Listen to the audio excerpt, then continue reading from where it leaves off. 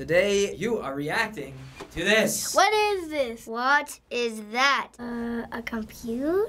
Oh, it's an old computer. It looks cool. I like pressing buttons. It's huge. It's very huge. If you don't have a desk, where do you put this? It is very hipster. Question time!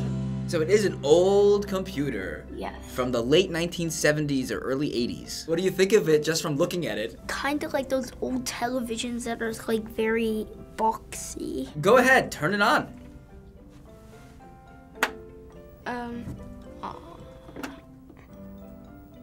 Nothing's happening. So you turn the monitor on. Where else might an on switch be?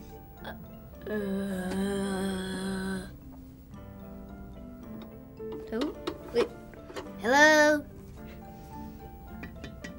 How do I do this? It's in the back. Oh, I see where it is. Why does it have to make so much noise? And there's nothing on the screen. Doesn't look anything like what we have now. Apps, games, websites, everything. But this thing right here has nothing. Go ahead and try to do something on the computer. Nothing's happening. How do I do this? You can't do anything or even type until you hit a reset button that's on the computer that's... Reset! It's very tedious. It's like pre-flight checks, kind of. That is too many steps. How do you like do anything? Maybe you pressed shift. Okay, that didn't do anything. Where's the mouse? Where's the mouse? Everything is just done with the keyboard. What? Okay, now... No. Okay. I'm gonna write my name. Wait, it doesn't matter. Are there any programs on it? You had to type into the keyboard to get it to do anything. So if I type in games, it returns. Error! Ah, error. This computer isn't an error. How do you go on the internet? You,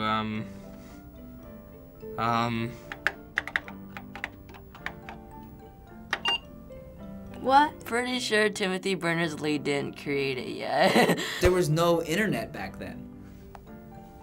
What? How do you look up homework? You gotta go to the library.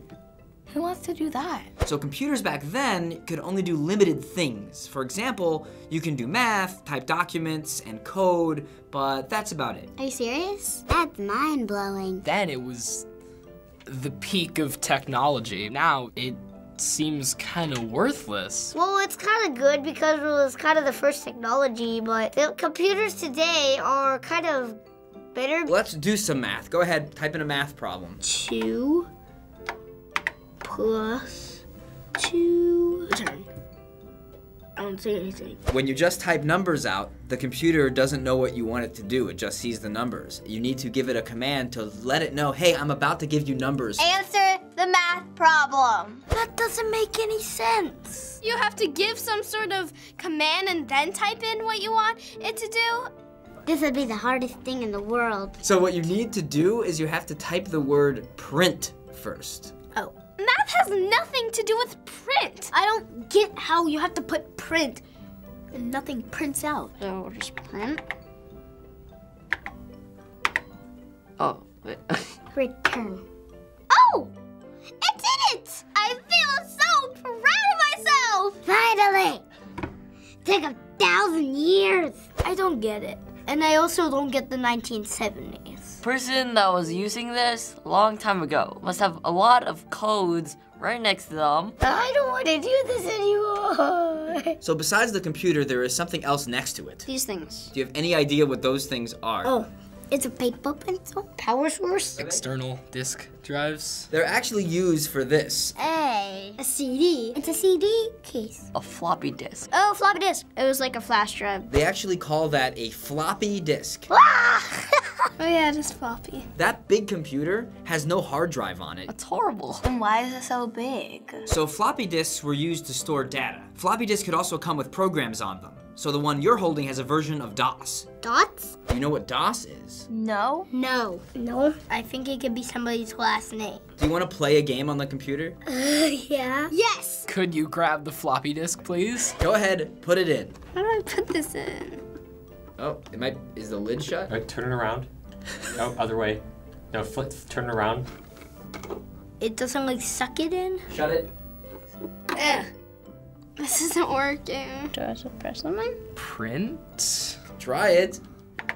disk, return. It said 0. I don't like this computer.